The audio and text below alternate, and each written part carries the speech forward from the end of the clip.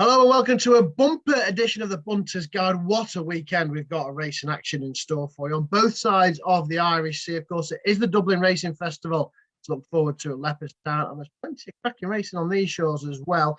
Delighted to say, covering the best of both worlds is Tom Lee, of course, got a foot in both camps, Irish racing broadcaster, and of course, his sister trains on these shores. But Tom, I mean, so many races to look forward to on both sides of the Irish Sea this weekend. Where do we start? Surely the only place to start is Ireland against Paul Nicholls, 3:15 Leopardstown Saturday, the Dublin Festival of Racing. What a treat this is, 3.5 miles a furlong, grade one contest, but €140,000 to the winner, Matt. And you work through these. Willie Mullins has got a powerful team. He runs 4 of the 8 runners, but surely the talking point is going to be Frodon, who's already been to Ireland and delivered once this season. But he's 10 years of age now, and he comes off the back of a disappointment in the King George at Kempton on Boxing Day.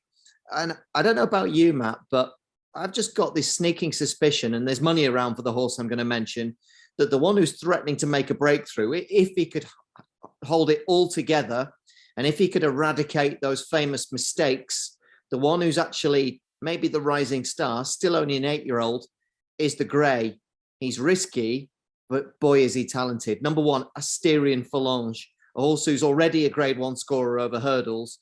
Look at the way he travelled, Matt, into both the John Durkan over a shorter trip at Punchestown when he unseated, and then in the King George, whereas we've mentioned Frodon was a disappointment. He fell in that race, but he cruised into the 2 of those races. It just strikes me that it's a matter of when, not if, he's going to win a big one, because he's just got an overdose of talent. And I think Saturday might be the day. So yes, he's a risky proposition, but betting's all about embracing risk. I think this might be the day for the Renaissance man, Brian Cooper, in the saddle, that we see the best of number 1, Asterion Phalange. Asterion Phalange then for Willie Mullins for Tom in the Irish Gold Cup. Well, just rewind an hour or so, because we've got the Irish Arkle as well. And Willie Mullins and Gordon Elliott, the 2 spearheads, of course, in the Irish training ranks, go head-to-head here. Willie's got 3, including Blue Lord. Gordon's got this really useful mare, Riviere de Tal. That will be the same Riviere de Tal, of course, who chased home Fernie Hollow at this track in a grade 1 on Boxing Day. Riviere de Tal previously, before that, had been really consistent. There's also Auton Couleur, who also, just like the aforementioned Riviere de Tal, ran very well. And unlike Riviere de Tal, won at the Christmas meeting at Leopardstown. That was on the 27th of December. As you've mentioned, Willie Mullins, this powerful challenge as ever for him in the grade 1s.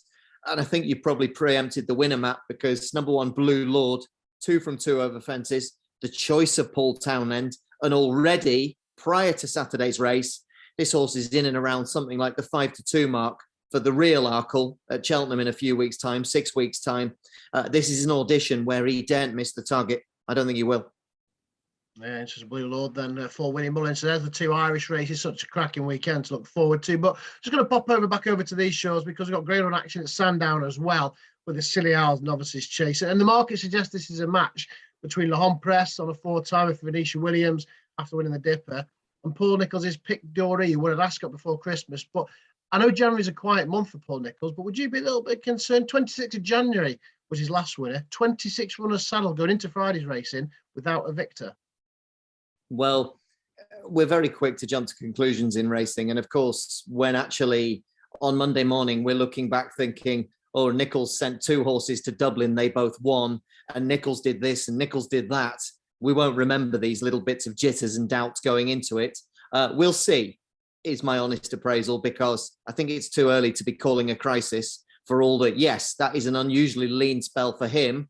However, you mentioned that the market for this 220 Sandown suggests this is a match between L'Homme Pressé and Pic D'Orhy. So do the official ratings.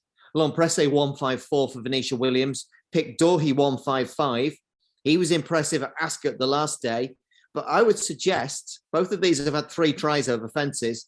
I don't think he's achieved as much in 3 fences as the pound inferior rated L'Homme Pressé, who in his wins, Exeter, Ascot, Cheltenham in a grade 2. He's exuberant. He's a bold jumper. He's going to absolutely love this stiff uphill finish at Sandown. I think this is made for him, Matt. I'm all the way, all in, L'Homme Pressé, Venetia Williams, who I think, as we will discuss subsequently, is going to have a really very impressive afternoon at Sandown Park. But L'Impresse, for me, in the 220, that's the Scilly Novices Chase. All right, move on to the handicaps and the big betting races. The Heroes handicap hurdle over 3 miles. Get to the Easies Land. He is obviously using this as a stepping stone to the cross country. Yeah. But look, big field, usual mix, seasoned handicappers, and a very interesting lightly raced novice for Harry Fry. Oh, look, Matt, there is what I would describe as an avalanche of runners in here with good chances. Whatever you back them each way. The one I could have, and I sat doing some work on the card last night, and I was thinking to myself, he is a chance. He's a chance. He's a chance. You can't back them all. And the one I think that came to the top of the pile for the following reasons, Philip Hobbs, closing in on 50 winners for another great season. His burgeoning combination with his new number 1 stable rider, Tom O'Brien, they team up with number 5, Orby's Legend. Because if you think he's only a 6-year-old, this horse is 4 from 6 over hurdles. He's 2 from 3 for the season. He's already demonstrated that he handles a range of ground. And this is a horse who's thrived since stepped up to trips in and around 3 miles. Undoubtedly, at that age, there's more improvement to come. He's going to need it against these good horses, but he's going to be a nice each way price. So I would throw him into the mix in a wide open race. Number 5, Orby's Legend. Yeah, Philip Hobbs having such a stellar year, of course. And then we're going to move on to the Masters at 3:30. And you teased us a little earlier with Venetia Williams. That suggests you may go for Farinet, who won quite nicely at the track last time. I'm not just going to go for Farinet, who won quite nicely at the track.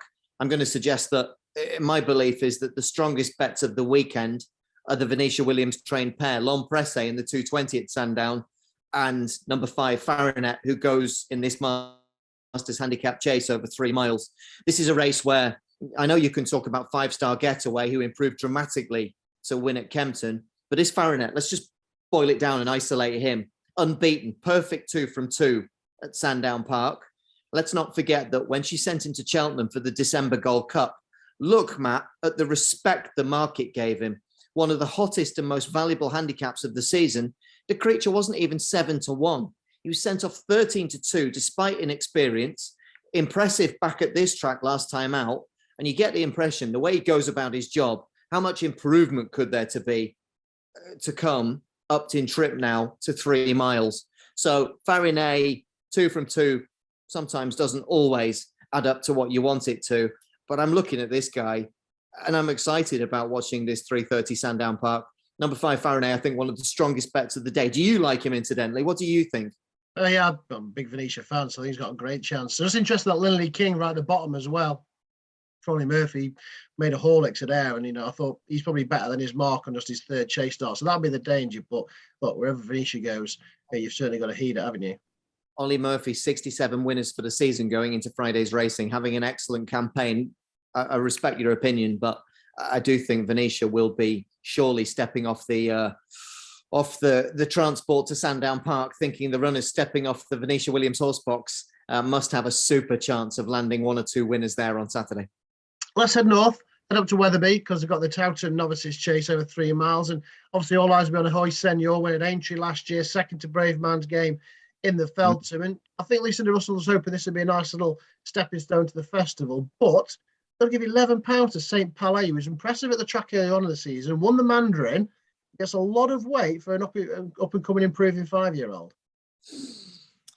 I think, arguably on paper, despite the small field, this is one of the most exciting races of the weekend, this Towton Novices Chase. A grade 2 over 3 miles. As you say, Ahoy Senior, 66-1, shot grade 1 winner over hurdles at Aintree. This season, he's already excited us at Newbury, but the one thing that categorizes everything this horse does is mistakes. He, when his mind's not quite on it, when he's not fully focused, he's a clumsy brute, Ahoy Senior. And at relatively short prices, I think Lucinda would smile if she heard me say that, because she's a wonderful trainer. We know her from her exploits with Mighty Thunder and One for Arthur and so on. And this guy might yet iron out the creases and the wrinkles in his jumping technique. But boy, oh boy, if ever there was an occasion where any little deficiencies could be highlighted, notice Emmett Mullins crossing the Irish Sea. This is a weekend where we'd expect to be talking about British runners going to Ireland. Well, here's a County Carlow horse coming to Yorkshire in the shape of Noble Yates, who, very strange story. He only ran at Naas on Sunday. The vet reported he finished clinically abnormal after that disappointment. And yet here he is 6 days later, lining up at Wetherby. And don't forget, Noble Yates went off only 13-2 for the Paddy Power handicap chase at Leopardstown at Christmas. So he shouldn't be dismissed. But I think, Matt, in your tease, you've really led us down a path where we have to talk a bit more about number 4, Sam Palais. The Hampshire trainer, Richard Bandy, is now making an impact. I don't think there's any question about that. He's got 8 winners for the season at a 16% strike rate. And it's this lad who's really been the flag bearer, the standard bearer. He gets weight. He's only 5, as you say, Sam Palais. He's a course winner. And in Britain, he's unbeaten over fences. And he hasn't been hiding his light under a bushel. He's been running increasingly good contests. So Sam Palais, lightly weighted, improving, nothing to fear, good, slick, clean, athletic, bold jumper. I think he might go and claim another scalp here. Respect to Ahoy Senor. Would I back him at a cramped price? No. Am I excited by Sam Palais? Yes. Go for the young horse, number 4, Sam Palais. Yeah, I agree. I think he's the value in that little match there. There's only 4 going for the Towton. Right, you mentioned Lucinda Russell, though, with the Ahoy Senor. She's got Mighty Thunder in the Edinburgh National. He's a Scottish National winner, taking on a Welsh National runner-up in Highland Hunter. 4 miles the trip for these 6 that go to post. Well, Mighty Thunder, massive respect to him and massive respect to Lucinda Russell, who does so well with these type of horses. This lad, as you say, he was the hero in this race 12 months ago. As you say, he went on to win at Ayr, second in the Midlands Grand National at Exeter. The problem, Matt, is that time doesn't stand still, and nor do handicap ratings. Mighty Thunder, comparative to where he was 12 months ago, off a mark of 148, is £19 up the ratings higher than when he won this race. And you're always looking for the younger horse, the improver, the one with potential to actually show us more than they have done previously. And when we talk about Mighty Thunder, has he shown his best? Has he done his winning? And that's a question mark you can also apply to Highland Hunter, who was, again, prominent in that Midlands National when Mighty Thunder was second. Highland Hunter was 5th, went on to win the London National at Sandown Park, went on to be second just now at Christmas time in the Welsh Grand National at Chepstow. But if there's to be a surprise, could it be the youngest horse in the race? Could the, if you will, the younger legs show the improvement? The obvious one, therefore, if it isn't Mighty Thunder and it isn't Highland Hunter, is number 5, The Wolf. Just now we mentioned Ollie Murphy and his fantastic campaign, 67 winners already. And you see this horse stepping up in trip, rated only 137. Imagine if in a year's time we look back and say, look at The Wolf, rated 150. What a good bet he was this time last year, rated 137. Of course, he's got to go and show it and improve and prove all of these things correct. But you're always looking for the improver, and the obvious potential there is The Wolf. So in a race where you'd show huge respect to those that have been there and done it in these big handicaps, Mighty Thunder, Highland Hunter tick those boxes, but the possible improver and the youth is The Wolf. There you go, The Wolf to prowl and pounce even in the Edinburgh National.